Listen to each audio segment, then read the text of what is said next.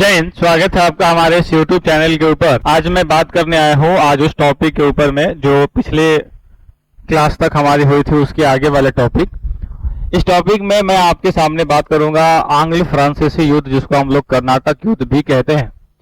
और कर्नाटक युद्ध में जो हम लोग अपनी बहुत सारी चीजों को पढ़ेंगे, जो हमारा मॉडर्न हिस्ट्री का पार्ट है। और हम लोग का प्रयास है कि भाई अपनी जो कमीशन है उसको हिट करना है, और हिट करने के लिए जो है हम लोग उसमें अपना मॉडर्न हिस्ट्री की जितनी भूमिका है उसके अंदर में उतना रोल प्ले कर रहे हैं। बाकी हमें देखना यह है कि हमारा जो रिजल्ट है वो कितना इसका आउटपुट आता है, और वो आउटपुट जो आएगा वो हमारे और आपके मेहनत का आएगा।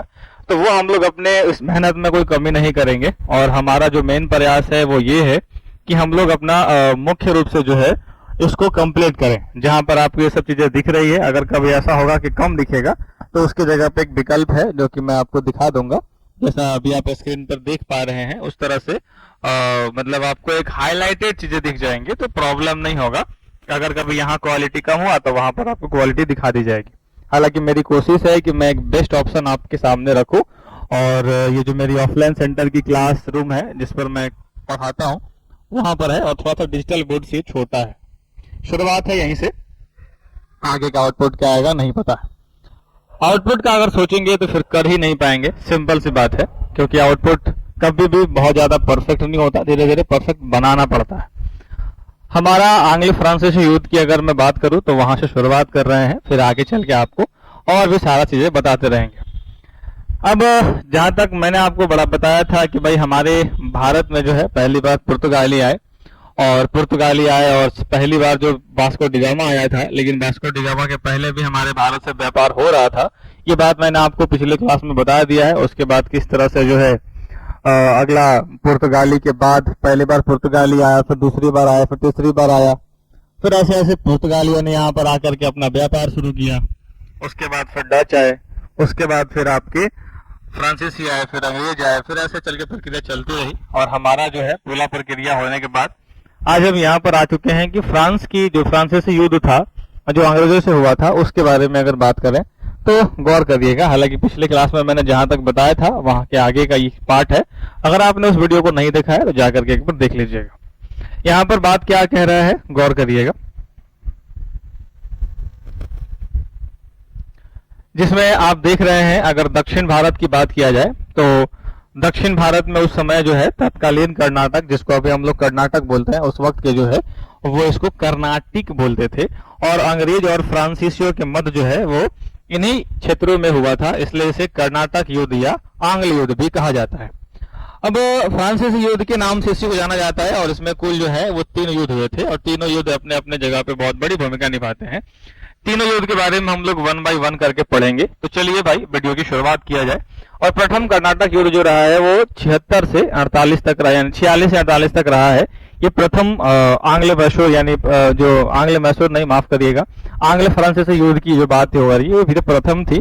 कारण क्या था इसका, तो जो ऑस्ट्रियाई है अधिकारी का युद्ध जो है यूरोप में ऑस्ट्रिया की रानी मौरिया थेरेसा, इनका नाम क्या था, मौरिया थेरेसा के अधिकार को लेकर के ब्रिटिश और फ्रांस के बीच में विवाद हो गया। क्योंकि दोनों आपस अपना अपना जो गारंटर है वो अपना अपना स्थापित करना चाहते थे। मतलब इनका ये इच्छा था कि मैं अपने मन के स्थापित करूं, फिर उनका इच्छा था कि मैं अपने मन के स्थापित करूं। दरअसल फ्रांस मारिया थोरेसस को चुने जाने के पक्ष में नहीं थे, और फ्रांस वाले चाहते थे कि इनको ना चुना जाए। वही ब्रिटेन जो है वो मौर्य थोरेसस को अधिकार के पक्ष में, चुनने के पक्ष में थे, और यही इसका मेन कारण था। इन्हीं लोगों के वजह से जो है वो 2 भागों में बट गए, और यहाँ से जर्मनी भी एक तरफ हो गया, और दूसरी तरफ जो है ब्रिटेन के साथ डच हो गया, रूस भी शामिल थे। और मौर्य थोरेस ऑस्ट्रिया की राजकुमारी बनाए जाने के संबंध में जो है ये विवाद शुरुआत हुआ। और ये विवाद फिर कहां तक बढ़ा, एक बार जब विवाद हो जाए तो फिर वो विवाद कहां तक जाता है इसकी कोई गारंटी नहीं। और खासकर जब ऐसे युद्ध जब जो 2 अलग अलग देशों में हो रहा हो तब इसकी कोई प्रोबेबिलिटी थोड़ी कम हो जाती है। जैसे कि अभी आप देख लीजिए, अभी हमारे इजराइल में और अमेरिका और ईरान में जो हो रहा है उसके साथ अभी भी देख लीजिए, कल परसों का न्यूज है कि एक बार दोबारा जो है वो अटैक हो गया है। स्टेट ऑफ हार्मुज कई महीनों से बंद है और अभी आगे बनने की आशंका जो है वो जताई जा रही है। तो भाई जब 2 देशों के बीच में होता है तो काफी लंबे समय तक इसकी खिंचाव जो है वो बढ़ जाती है। हमारा नेक्स्ट तो हमारा नेक्स्ट जो है यहाँ पर देख लीजिए, कुछ तात्कालीन कारण, हालांकि वो नहीं था, तात्कालीन कारण कुछ और रह गया। अब तात्कालीन कारण क्या रहा उसके बारे में थोड़ा सा मैं आपको बता दूं।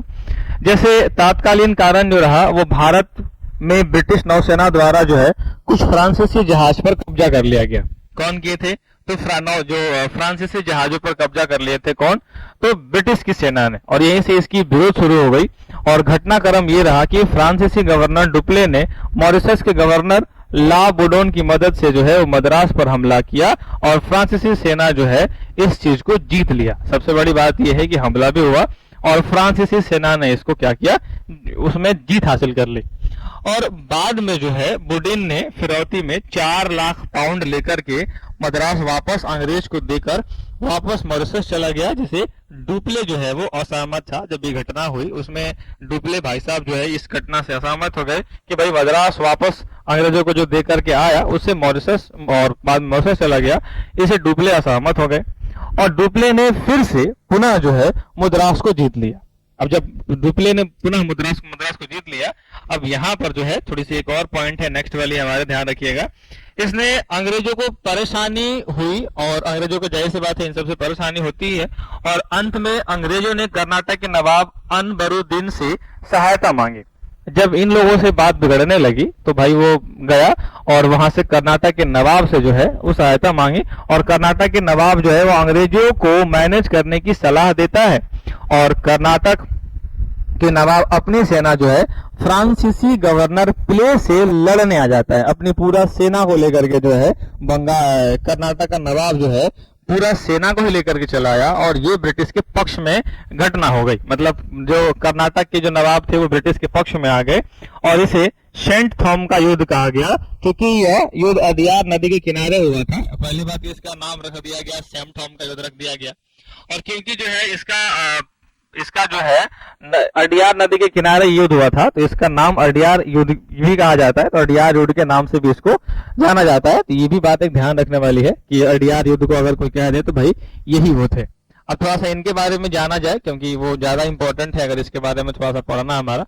जैसे सेंट थॉम के बारे में अगर आप पढ़ना चाहते हैं, पढ़ना क्या चाहते हैं, पढ़ना ही है हमारा। तो अडियार युद्ध जो है, अडियार युद्ध का 1646 की बात है और फ्रांसीसी अधिकारी जो है जिसको नेतृत्व में यानी कि फ्रांसीसी सेना और जो कर्नाटक के नवाब अनबरुद्दीन की जो सेना थी वो दोनों के बीच में युद्ध रह गया। अभी नया युद्ध में गया और इस युद्ध में फ्रांसीसी सेना के मात्र 700 सैनिक थे। फ्रांसीसी के 700 थे लेकिन उन भाई साहब के टोटल 10,000 सैनिक थे। साथ साथ में क्या हुआ कि जो फ्रांसीसी सेना थे वो अपने 700 सैनिकों को लेकर के लड़ाई लड़ने आए थे और ये 10,000 की लड़ाई लड़ने आए थे। हुआ ये कि फ्रांसीसी जो है 700 होने के बावजूद भी जीत गया। इसका कारण सिंपल सा है। इसका कारण क्या है भाई साहब, देखिए कि इन लोगों को भले ही 700 थे लेकिन इनके पास आधुनिकता बहुत ज्यादा थी और ये जो है अपने आधुनिक हथियार जो है लेकर के आए थे और जो नवाब थे वो पारंपरिक हथियारों से लड़ रहे थे। अब जाहिर सी बात है जब आप पारंपरिक हथियारों से लड़ोगे तो आधुनिक के पीछे तो आप हार ही जाओगे। और ये 10,000 होने के बावजूद भी नवाब को हरा दिया गया। 10,000 के बावजूद भी नवाब हार गए और नवाब के सेनापति जो है वो महफूज खां से मारा गया। मतलब नवाब के 10,000 जो थे वो सारे के सारे धरे के धरे रह गए, क्योंकि इन लोगों ने अपने दिमाग का इस्तेमाल करके और फ्रांस यानी कि जो ब्रिटिश के लोग थे उसने अपने आधुनिकता का प्रयोग कर लिया और पारंपरिक जो है वो आधुनिकता के आगे जनरली हार जाता ही है। यही हुआ था। परिणाम क्या हुआ, ला सापेल की संधि हुई और 1748 में इस संधि में जो है युद्ध समाप्त हुआ। अब युद्ध समाप्त होने के बाद क्या हुआ तो दोनों पक्षों ने एक दूसरे के जीते और क्षेत्र का वापस कर दिया। जो दोनों जो जीते थे वो दोनों ही एक दूसरे के क्षेत्र, जो भाई तुम्हारा मैं लिया था तुम मेरा लिए थे, दोनों वापस कर दिए। लो वापस हो गया और यहाँ से मद्रास फिर से जो अंग्रेजी को मिल गया और बदले में अंग्रेजों ने फ्रांस को उत्तरी अमेरिका फिर से दे दिया। तो ये हमारी घटना हुई थी। इस युद्ध के बारे में आपको इतना जानना है और ये जानना ही नहीं है बल्कि पूरा बार बार इसका क्या करना है, रिवाइज भी करते रहना है, क्योंकि मैं कितना भी अच्छा करा लो, पढ़ा लो, कुछ भी कर लो, एंड यानी कि एट द एंड आप ही काम आएंगे कि आप इस पर कितना जो है रिविजन किए, काम किए। नेक्स्ट हमारा कुछ इसके बारे में मैंने आपको बता दिया। हालांकि युद्ध का परिणाम जो है वो फ्रांस की स्थिति जो है वो मजबूती को दिखाई यहाँ पर। और यहाँ पर जो है लिखा हुआ है, कुछ मीडिया है जैसे जिसके बैकग्राउंड के बारे में मैंने लिखाया है, हालांकि इसका डिटेल जो है आपको मैं दिखा दे रहा हूँ यहाँ पर स्क्रीन के ऊपर में। अब यहाँ गौर करना, यहाँ पर बात हो रही है द्वितीय आंग्ल फ्रांसीसी युद्ध जो है वो कर्नाटक युद्ध 1749 से 1754 के बीच में। अब कारण क्या रहा, तो हैदराबाद एवं इसका जो किसकी बात हो रही है, 1749 और 1754 में जो है ये द्वितीय विश्व यानी कि द्वितीय लड़ाई लड़ी गई थी। और ये जो है द्वितीय कर्नाटक युद्ध में क्या क्या हुआ था इसके बारे में जरा विशेष ध्यान देंगे। कारण क्या था, युद्ध लड़ने का कारण था तो हैदराबाद और कर्नाटक के उत्तराधिकारी के मामलों में अंग्रेज और फ्रांसीसी का हस्तक्षेप जो है वो प्रमुख कारण था। अब यहाँ पर हैदराबाद कर्नाटक दोनों ही भारत में है, एक आ गया अंग्रेज और एक आ गया फ्रांसीसी। और अब ये जो लड़ाई होगी वो अंग्रेज और फ्रांसीसी की वजह से होगी और वो इन में ही हो जाएगी। दरअसल हैदराबाद के शासक जो निजाम कहलाते थे वही कर्नाटक शासन कौन नाव कहा जाता था। तो कर्नाटक के जो शासक थे, ये ध्यान रखने वाली बात है, याद रखिएगा, जो निजाम कह जाते थे किसके, तो हैदराबाद वाले। और जो कर्नाटक के शासक थे उनको कोनबाब कहा जाता था। अब कोनबाब जो है वो कौन थे, तो कर्नाटक के शासक। निजाम कौन थे, तो वो थे हैदराबाद के शासक। और दोनों समूह जो है, ये दोनों समूह एक दूसरे के क्षेत्र में अपने पसंद के उत्तराधिकारी को देखना चाहते थे। जाहिर सी बात है, ये कोई बड़ी बात भी नहीं है कि अपने पसंद की जानब देखना जाना चाहते थे। और इसी क्रम में हैदराबाद से जुड़े कुछ उत्तराधिकारी जे एक मामले में अंग्रेज और तत्कालीन निजाम आसफ जहां निजामो मुल्क चिनकिलीज खा, इसी को बोला जाता है, जो हमारा आसफ जहां निजाम मुल्क है इसी को क्या बोलते हैं, चिनकिलीज खा के पुत्र नासिर जंग हैदराबाद की गट्टी पर बैठे और वही फ्रांसीसी चाहते थे। लेकिन यहां पर यह फ्रांसीसी का पक्ष था। अब फ्रांसीसी चाहते थे तो ये अंग्रेज तो चुप रहेगा नहीं, फिर यहां पर बात गड़बड़ हो गई। तो फ्रांसीसी चाहते थे और उसका भाई मुजफ्फर पर गद्दी पर बैठा। इसी तरह कर्नाटक के शासक अनबरुद्दीन के पुत्र मोहम्मद अली को अंग्रेजी शासक बनाना चाहते थे, वही फ्रांसीसी अनबरुद्दीन के दामाद राजा खां और गद्दी पर बैठना चाहते थे। परिणाम स्वरूप जो है ये कट गया है थोड़ा सा, 1 मिनट में इसको थोड़ा छोटा करके आपको बता ही देता हूं, क्योंकि जरूरी है, जो पढ़ना जरूरी है उसको अब पढ़ ही लिया जाए। यहाँ पर जो है परिणाम स्वरूप ये हुआ कि अंग्रेजों और फ्रांसीसियों के बीच तनाव और बढ़ गई और युद्ध का कारण यही बन गया। अब जब युद्ध का कारण ये बन गया तो फिर आगे देखिए, अब प्रक्रियाएं तो बढ़ते चले जा रही थी। जब युद्ध का कारण बन गया तो लीजिए भाई अब युद्ध होगा। और इसके बाद क्या हुआ, इसका तो यहाँ से अगर मैं बताऊं कि घटना जो कर्म है, टाइमलाइन है, यानी कि 1749 में जो है वो अंदर का युद्ध हुआ। ये द्वितीय युद्ध की बात कर रहा हूं मैं। और फ्रांसीसियों ने अनबरुद्दीन की हत्या कर दी और चांद साहब को नवाब जो है यहाँ से बनाया गया।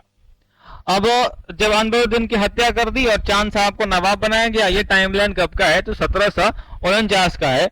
और अंग्रेजों ने हस्तक्षेप के दौरान जो है वो हैदराबाद और कर्नाटक में उत्तराधिकारी का जो है वो संघर्ष शुरू हो गया।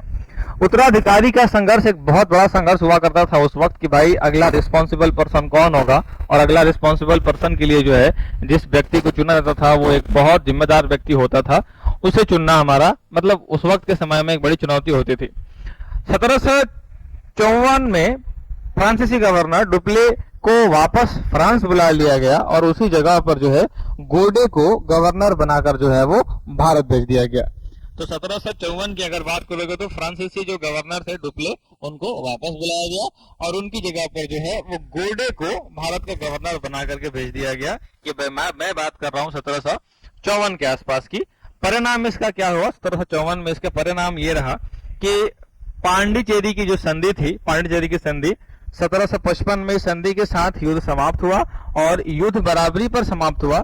किसी पक्ष की स्पष्ट जीत नहीं हुई थी। यहाँ पर दो शक्तियों ने भविष्य में भारतीय राज्यों के आंतरिक मामलों में दखल न देने का आश्वासन दिया, क्योंकि इस वक्त जो बराबरी का टक्कर हुआ था इसमें दोनों ने एक दूसरे से कहा कि भाई देखो हम लोग आंतरिक मामलों में जो है कभी दखल नहीं देंगे, ये सबने आश्वासन दिया 1755 के अंदर में।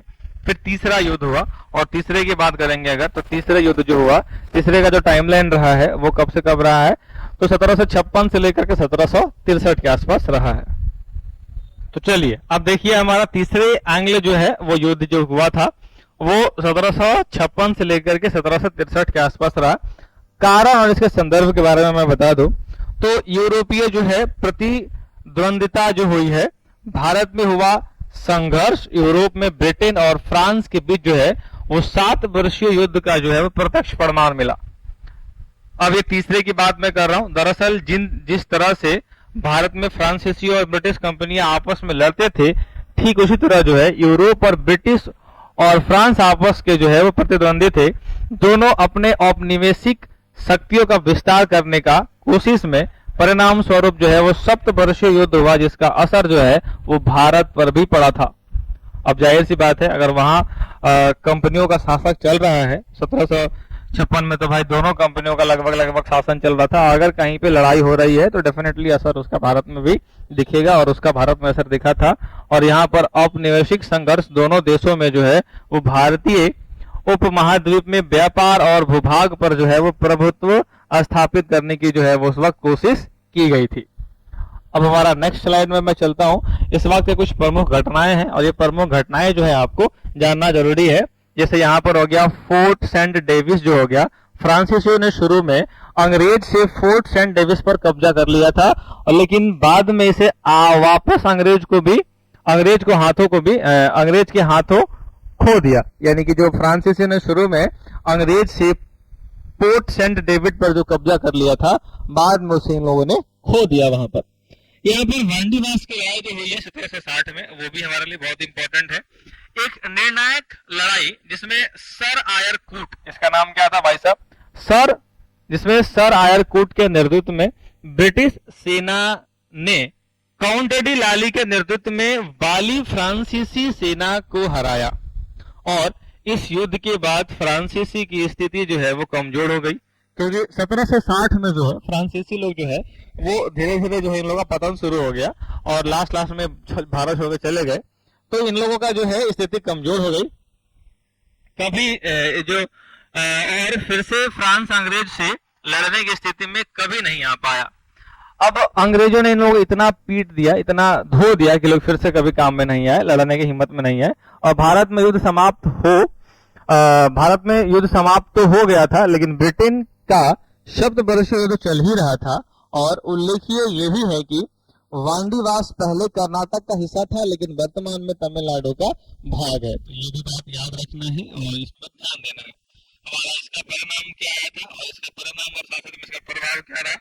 तो इसका जो परिणाम रहा और प्रभाव रहा, उसके बारे में अगर मैं आपको बताऊं तो देखो, इसका परिणाम जो रहा वो गौर करना है यहाँ पर।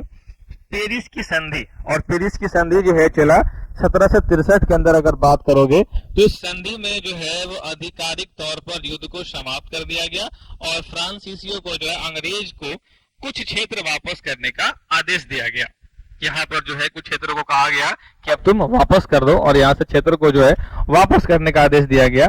सीमा जो फ्रांसीसी सीमाएं थी, फ्रांसीसी ईस्ट इंडिया कंपनी को सेना रखने से प्रतिबंधित किया गया, और उसमें पांडिचेरी, कराईकल, माहे और यमन जैसी विशेष क्षेत्र में जो है व्यापारिक गतिविधियों तक सीमित कर दिया गया।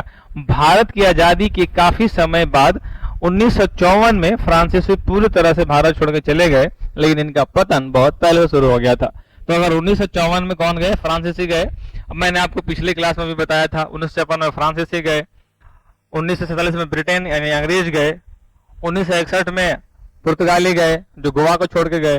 तो सबसे लास्ट में पुर्तगाली गए हैं, सबसे लास्ट में पुर्तगाली आए हैं। सबसे लंबा अवधि तक कौन रहा है, तो पुर्तगाली रहे हैं। लेकिन सबसे ज्यादा शासन कौन किया है लंबे समय तक, तो क्राउन किया है।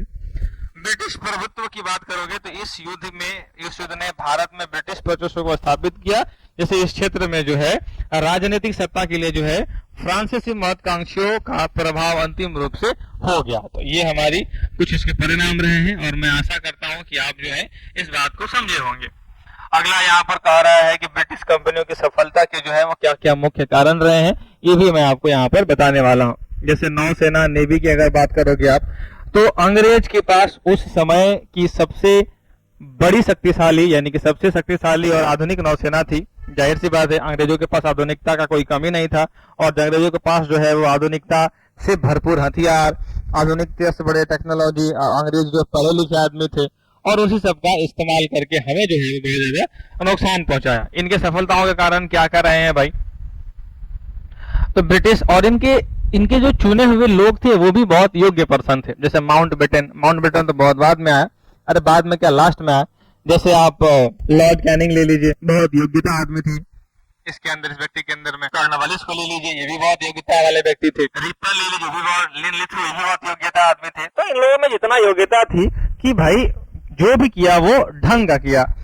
ब्रिटिश कंपनियों के राजा का सहयोग भी बहुत इनमें बहुत हेल्प कर गया। जैसे ब्रिटिश सरकार और वहां के सम्राट ने कंपनियों को राजनीतिक एवं राजनीतिक और सैन्य समर्थन दिया, जिससे उन्होंने निर्णय लेने में आसानी हो गई। अब जाहिर सी बात है, इन लोगों का समर्थन मिल गया तो निर्णय लेने में आसानी हो गई।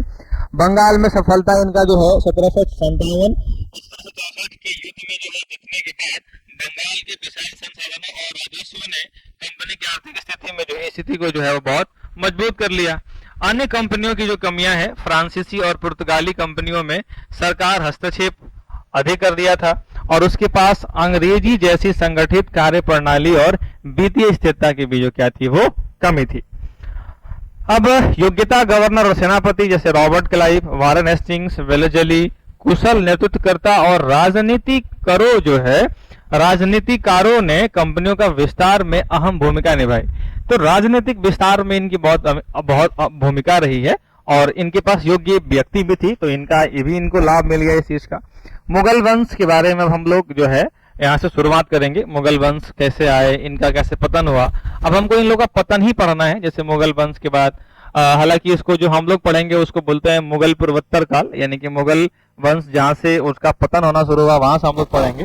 बाकी आप मुगल वंश तो मीडिएवल में पढ़ोगे। तो ये सेशन जो है आपको कैसा लगा और इस सेशन के बारे में मुझे जरूर बताइएगा। मेरी आशा है कि मैं एक छोटे से शुरुआत में जो शुरू किया हूँ इसको पूरी ईमानदारी से अंतिम चीजों तक पहुंचाना, पहली प्राथमिकता तो ये है।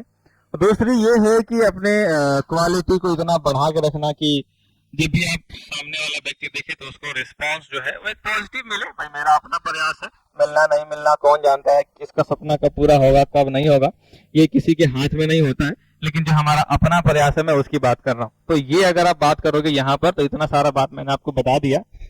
मैं आशा करता हूँ कि आपको ये सब बातें समझ में आई होगी और मैं अब इसके बाद जो है वो मुगल शुरू कर रहा हूँ।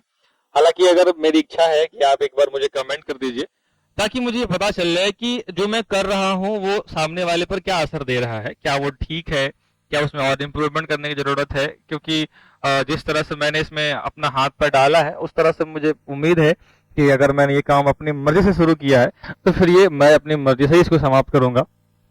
ये किसी के दबाव में आकर नहीं किया है, तो भाई पूरी ईमानदारी से काम करना है। चलिए फिर हम लोग मुगल की शुरुआत करते हैं।